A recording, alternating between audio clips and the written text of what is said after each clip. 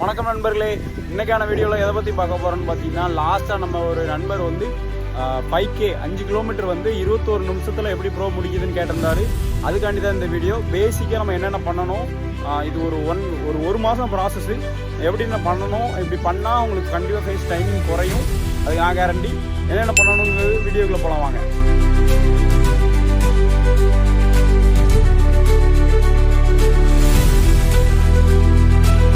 நண்பர்களே, இந்த மாதிரி பேசிக் வார்ம் அப் நம்ம பண்ணது எல்லாமே பார்த்துருப்பீங்க. இந்த வார்ம் அப் எல்லாமே பண்ணி முடிச்சுட்டு ஒரு 1 கிலோமீட்டர் ஒரு 1/2 கிலோமீட்டர் ட்ரையல் ரன், முடிஞ்ச அளவுக்கு இந்த ட்ரையல் ரன் கொஞ்சம் லாங் ஸ்டெப் போட்டு ட்ரை பண்ணி பாருங்கள். அது உங்களுக்கு அந்தளவுக்கு பெனிஃபிட் இருக்கும். நண்பர்களே, ட்ரையல் ரன் ஒரு 1 கிலோமீட்டர் போயிட்டு வந்ததுக்கப்புறம் ஒரு ரெஸ்ட் எடுத்துக்கோங்க. ஒரு 2 or 3 மினிட்ஸ் ரெஸ்ட் எடுத்துட்டு ஹார்ட் பீட் வந்து நார்மல் ஆனதுக்கப்புறம் அதுக்கப்புறம் வார்ம் அப் பண்ணணும். வார்ம் அப் என்னென்ன பண்ணணுங்கிறத வீடியோவில் காமிக்கிற பாருங்க.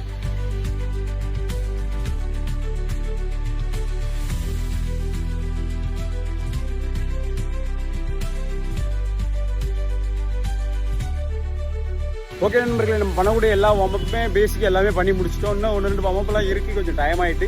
பேசிக்காக முக்கியமாக பண்ணக்கூடியது எல்லாமே பண்ணிட்டோம். ஓகே நண்பர்களே, இன்றைக்கி நான் 5K ரன்னிங் போகிறேன். என்ன டைமிங் வருதுன்னு பார்ப்போங்க.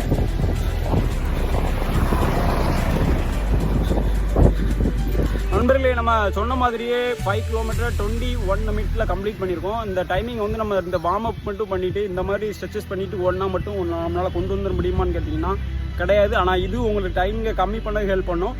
இது போக நீங்கள் என்ன பண்ணணும்னு பார்த்தீங்கன்னா, ஒரு வாரத்துக்கு 7 நாள் இருக்குது, 2 நாள் ரெஸ்ட்டு, ஒரு நாள் ஃபுல் ரெஸ்ட்டு, ஸ்ப்ரிண்ட்டுக்கு அடுத்த நாள் இன்னொரு நாள் ஸ்ட்ரென்த் ட்ரைனிங் பண்ணணும். ரொம்ப லோ வெயிட் போட்டு ஸ்ட்ரென்த் ட்ரைனிங் பண்ணுங்கள், ரொம்ப ஹெவி வெயிட் போடாதீங்க. ரன்னிங் போது நம்மளுக்கு தேவையானது வந்து கம்மியான வெயிட் போட்டு தான் ஸ்ட்ரென்த் ட்ரைனிங் பண்ணணும்.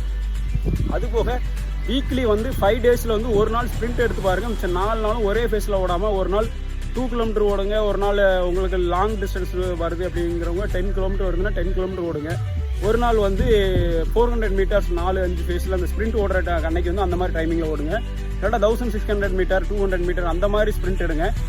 ஸ்ப்ரிண்ட் எடுக்கிற அன்னைக்கு மட்டும். மற்ற நாள் நீங்கள் நார்மல் ஃபேஸ் 5 கிலோமீட்டர் அப்படின்னா ஒரு 3 நாள் ஓடுங்க. லாங் டிஸ்டன்ஸ் ஒரு நாள் ஓடுங்க. இந்த மாதிரி ப்ராசஸ் பண்ணுங்கள். லாங் டிஸ்டன்ஸ் ஓடுற அன்னைக்கும் ஸ்ப்ரிண்ட் எடுக்கிற அன்னைக்கு மறுநாள் மட்டும் ரெஸ்ட் எடுத்துக்கோங்க. லாங் டிஸ்டன்ஸ்க்கு அடுத்த நாள் ஸ்ட்ரென்த் ட்ரைனிங் பண்ணுங்கள். முடிஞ்ச அளவுக்கு நீங்கள் ஒரு 6 to 8 ஹவர்ஸ் ஸ்லீப் பண்ணணும். Minimum 6 hours to maximum 8 hours sleep பண்ணால் மட்டும்தான் உங்களால் இது சாத்தியக்கூடும். எந்த அளவுக்கு நீங்கள் ஒர்க் அவுட் கொடுக்குறீங்க, லெக்குக்கு இன்ஜுரி கொடுக்குறீங்க, அந்தளவுக்கு ரெஸ்ட் கண்டிப்பாக கொடுக்கணும். ஓகே நண்பர்களே, இந்த வீடியோ இதோட முடிஞ்சுது. இந்த மாதிரி கண்டென்ட் வேணும்னு நினச்சிங்க அப்படின்னா மறக்காமல் கமெண்ட் பண்ணுங்கள். நம்மளை நேரில் எங்கேயும் பார்த்தீங்கன்னா கேளுங்க, உங்களுக்காண்டி நான் வீடியோ போடுறேன்.